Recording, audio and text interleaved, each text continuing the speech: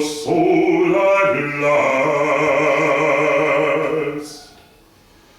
My God is a mighty man of war. My God is a mighty man of war.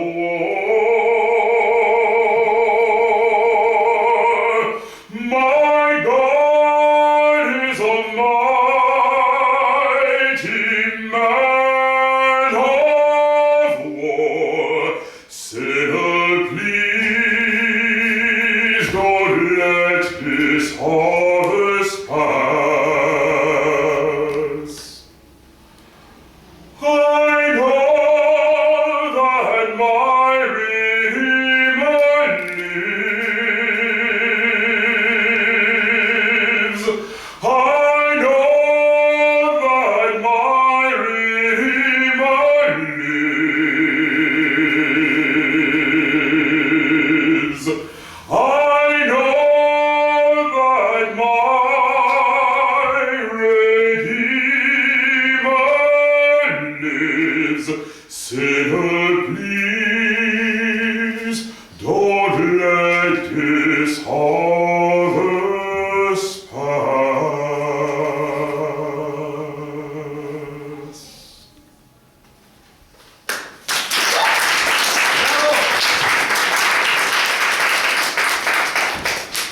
So howdy, my name is Joe Horowitz, this is Kevin Davis. We're delighted to be here. I worked very happily with Larry Cambury for a bunch of years, but he was, running the New Jersey Symphony, and we'll talk some more later, but first we're gonna do Sometimes I Feel Like a Mother's Child.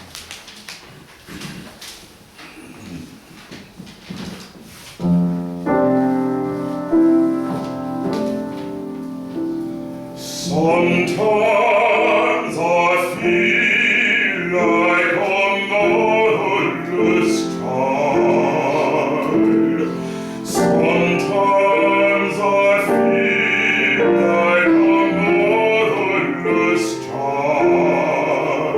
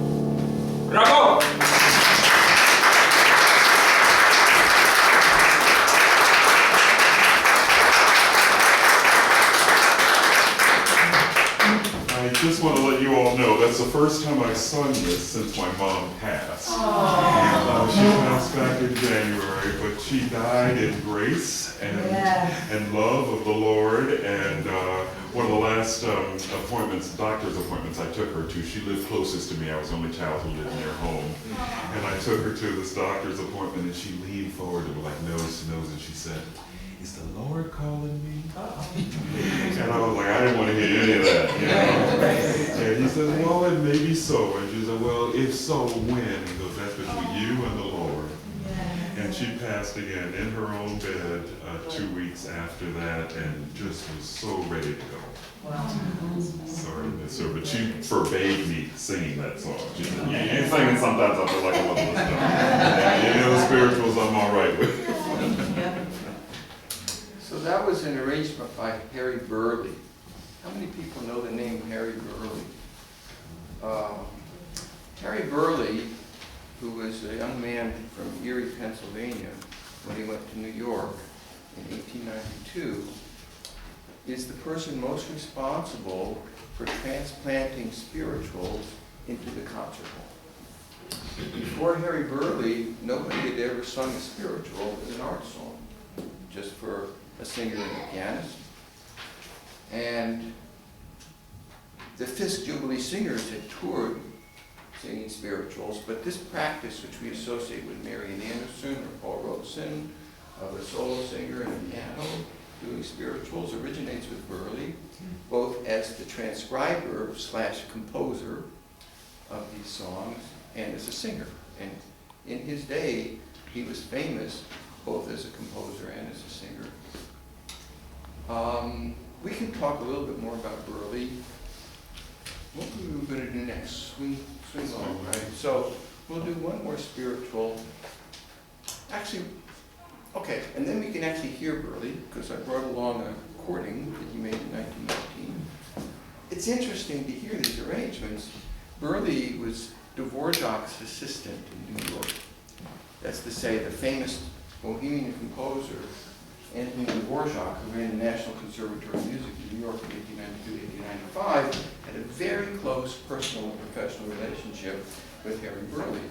And it was partly through Burleigh that Dvorak heard these songs for the first time, and famously and influentially declared that a great and noble school of music, an American school of music, would be founded upon these amazing songs which he had never heard before. And Burleigh's arrangements sound a little bit like Dvorak, harmonically and stylistically, including this one, which is Swing Sweet Mary, which is on page 10. It's an unusual arrangement.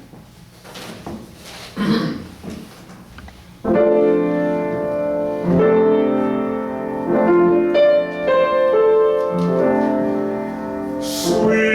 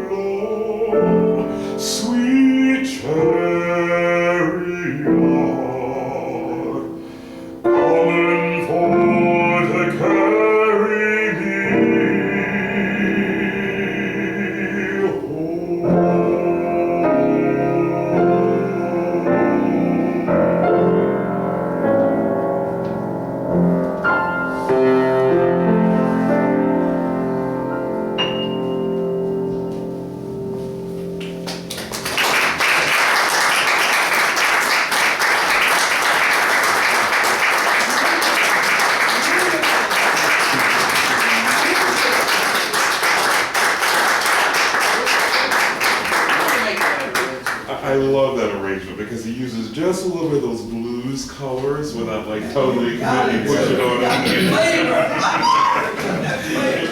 But it's also like any great art song or great work of art, if you give yourself to the music, it's all in the music. And he made it with such simplicity and such profundity both at the same time. I heard an interesting interview on NPR. I didn't know that the chariot was Jesus.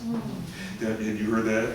It was interesting because when she'll be coming around a mountain, which was based on spiritual, and the chariot, that's Jesus. Pretty amazing. There's some unusual moves in this arrangement, harmonically. Have you done other versions of Swing Low? This is the only one I want to do. Yeah. And also it makes the point, because there are other versions that you might have to do many verses and that kind of thing.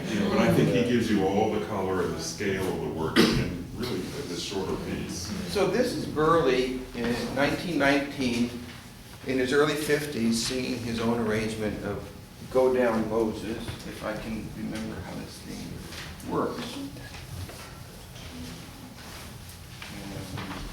Go back then. And he's going to play for me.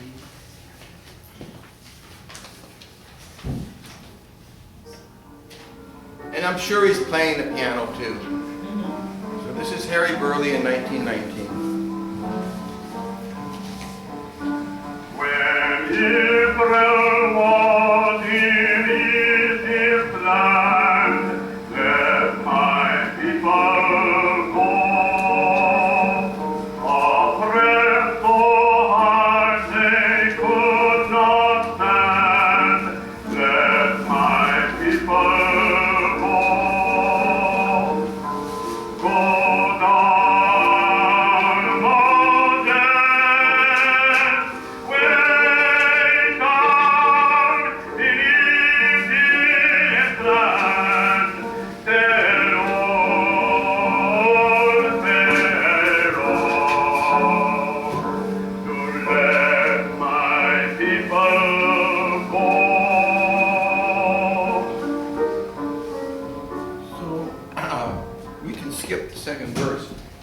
still buy inexpensively this book, The Spirituals, I couldn't get that off, of Harry Burley. I just want to stop this. Okay. And any book of Harry Burley's Spirituals contains a note from Burley about how to sing these songs. I'll read a little bit of it.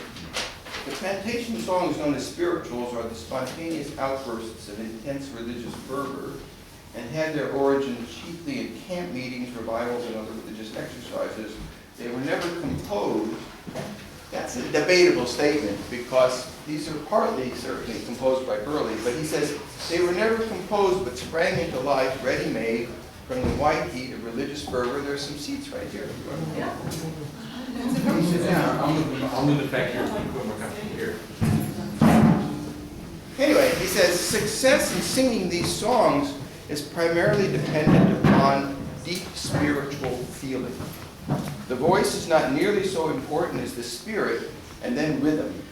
It is a serious misconception of their meaning and value to treat them as minstrel songs or to try to make them funny by a too literal attempt to imitate the manner of the Negro in singing them by swaying the body, clapping the hands, or striving to make the peculiar inflections of voice that are natural with the colored people. Their worth is weakened unless they are done impressively, for through all these songs there breathes a hope, a faith in the ultimate justice and brotherhood of man. The cadences of sorrow invariably turn to joy, and the message is ever manifest that eventually deliverance from all that hinders and oppresses the soul will come, and every man will be free. So Burley did not care for jazz.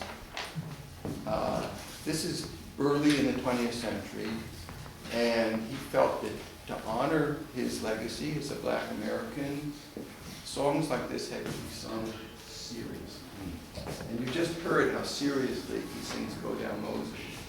It's a challenge for singers, because I've worked with quite a few of them, to get their ego under control.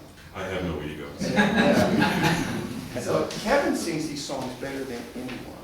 sure. And typically, when I work with singers, other singers, they always feel the need to impress themselves upon the song. But again, they probably do that in any repertoire, to be perfectly honest. Yeah. That's just an inclination. Yeah. You know.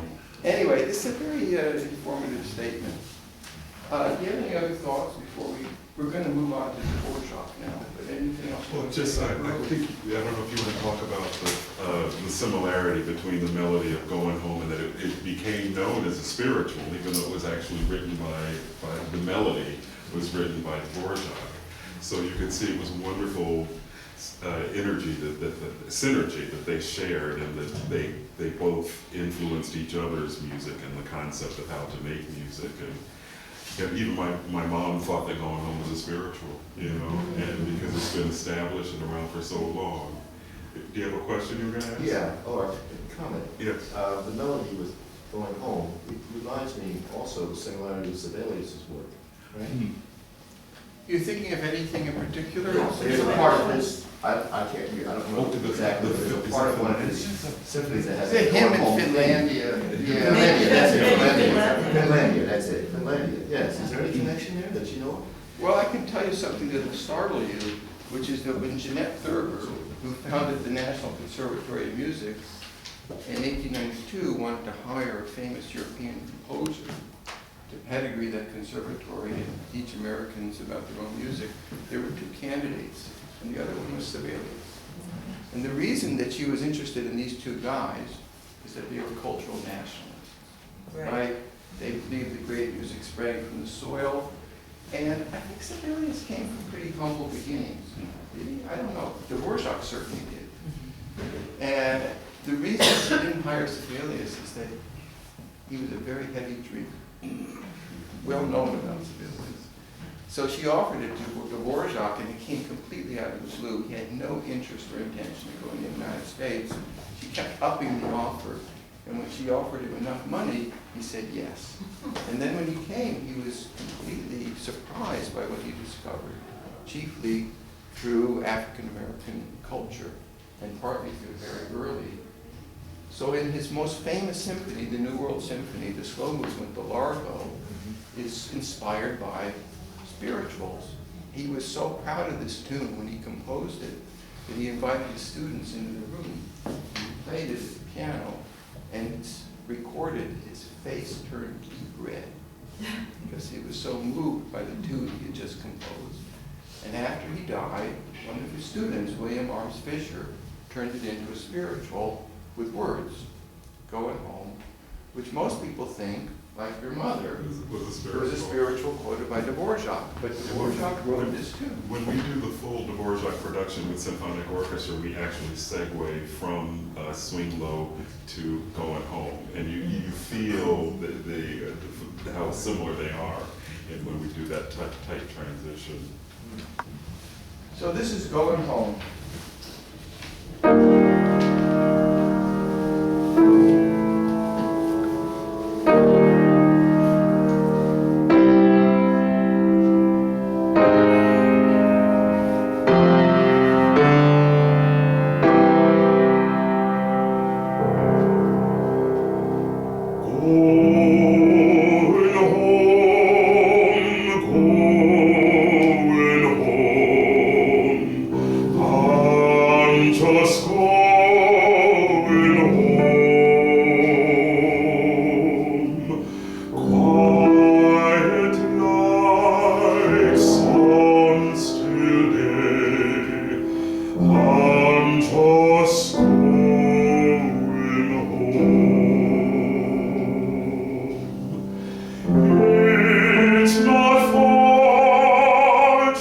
Just close by through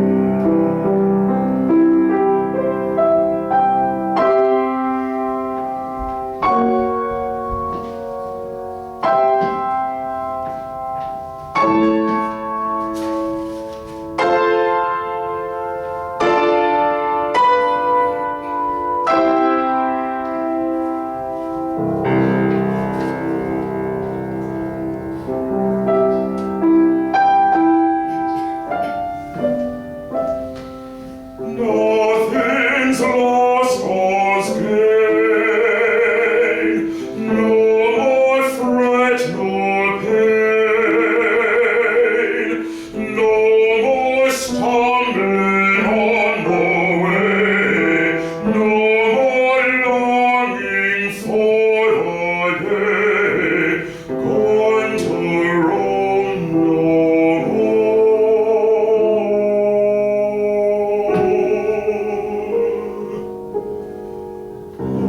morning star lights the way, restless dreams are gone,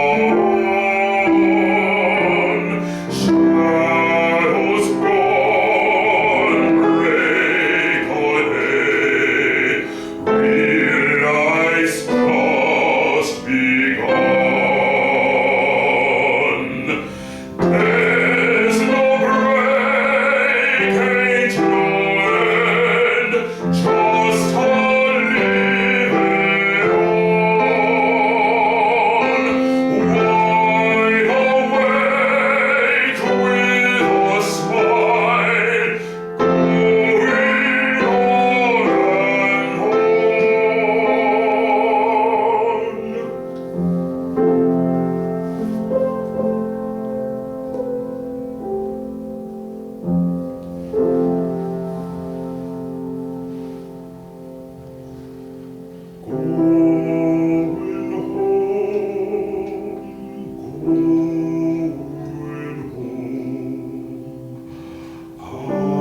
I'm just going home.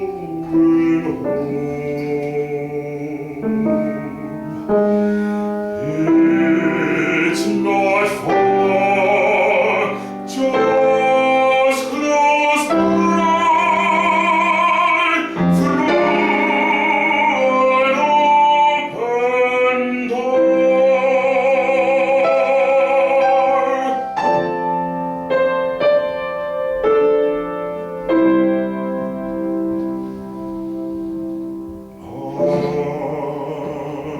I'm just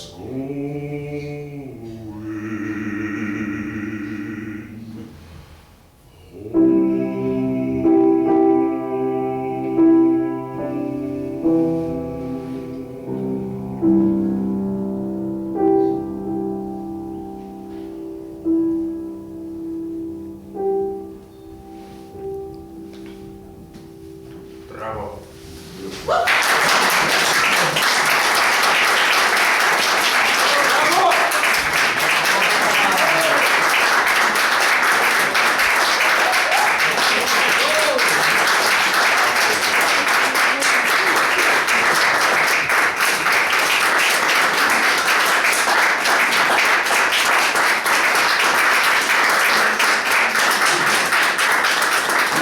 We do occasionally a happy song. Just happens this sequence of them all pretty, but very special. Beautiful work. Yeah, we've done this song a lot. That was a pretty good one. I think so. Yeah. So we can do one more. We can do Deep River. Can you handle another one? Yes. Can you all handle it?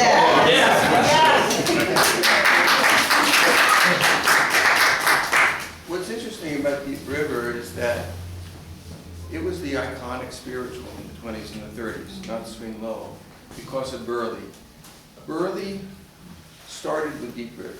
It was the first spiritual that he transcribed. This was after Dvorak died. And it was a very surprising choice. Deep River had been an obscure spiritual, and it was upbeat. The refrain went, "Oh, I want to cross over in the campground," when it was sung by the Fisk Jubilee Singers. And two guys slowed it down. The first was Samuel Coleridge Taylor. Has anybody ever heard of Samuel Coleridge? So Samuel Coleridge Taylor was a black British composer, once famous for a work called Hiawatha's Wedding Feast. He came to the United States 3 times between 1900 and 1910. And he had the same epiphany that Dvorak did, except that being black, he discovered his roots. in plantation song. So he proceeded to do a set of plantation songs for solo piano, including Deep River. And the hit was Deep River, and he slowed it down. A violinist named Maud Powell began to play in transcription the Coleridge-Taylor version of Deep River. And then when Burley got hold of it, he nailed it. And he transcribed it for a cappella male chorus, for mixed chorus, for voice and piano, with the Largo of the New World Symphony in his ear. And the reason we know that is that the version for a cappella male chorus begins by citing those chords that begin the Largo. So Dvorak influenced the Burley version of Deep River, which became the iconic spiritual for 20 years. And you'll recognize the mood of the Largo in Burley's Deep River.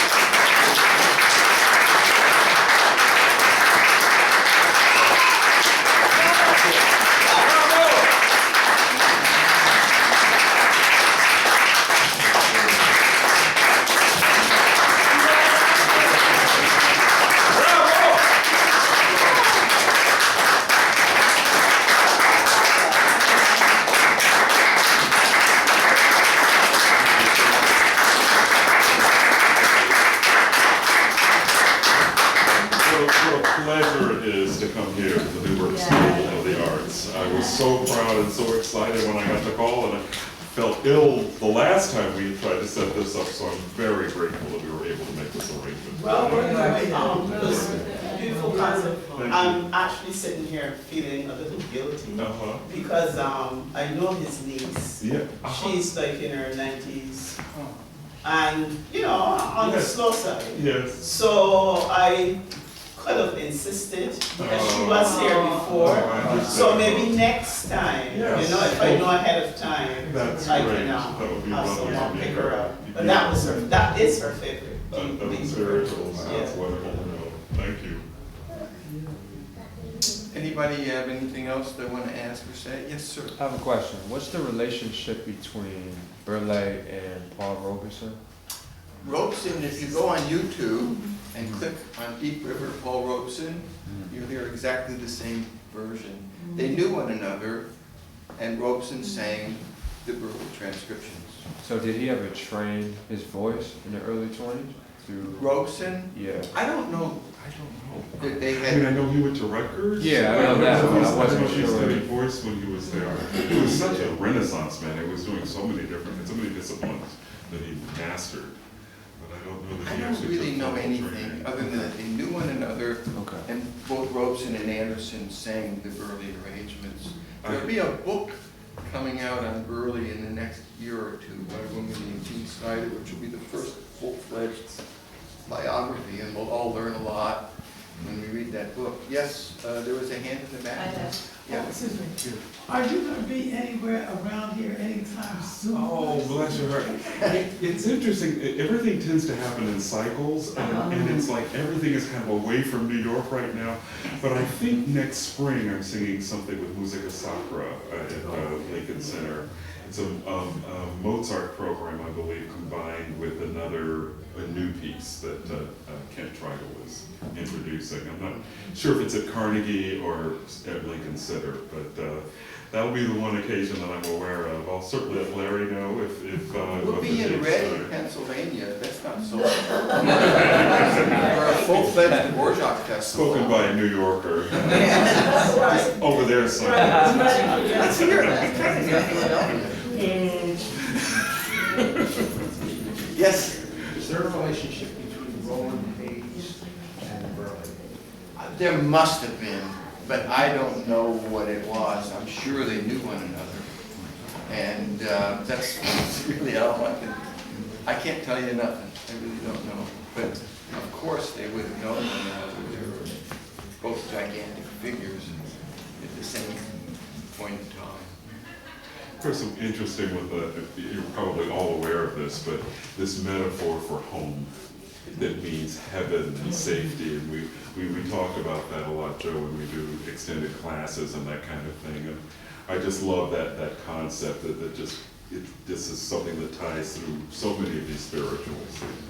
And in fact, apparently, the spirituals are used to also really communicate information from field to field on the plantations. That yes, they use religious metaphor, but sometimes they were just getting kind of practical information to each other under the master's nose, using biblical text, like, meet at this location and we're going to try to go this way, and so it represents something even larger than just its spiritual aspect, which is already immense. It just popped in my head to mention that there is a not-so CD called Dvorak in America, featuring Kevin.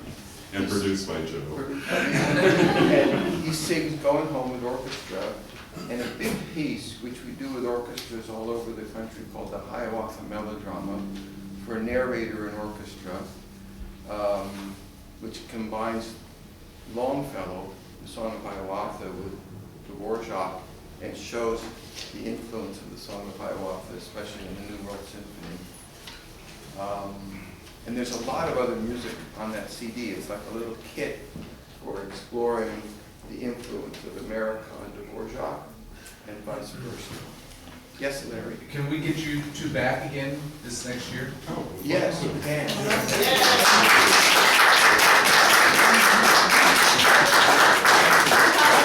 We have this tight schedule, but I want to thank Kevin and Joe so much for being here. It's a great honor for us.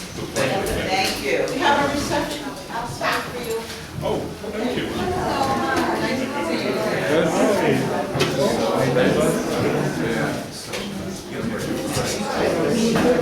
Good. Ambassador.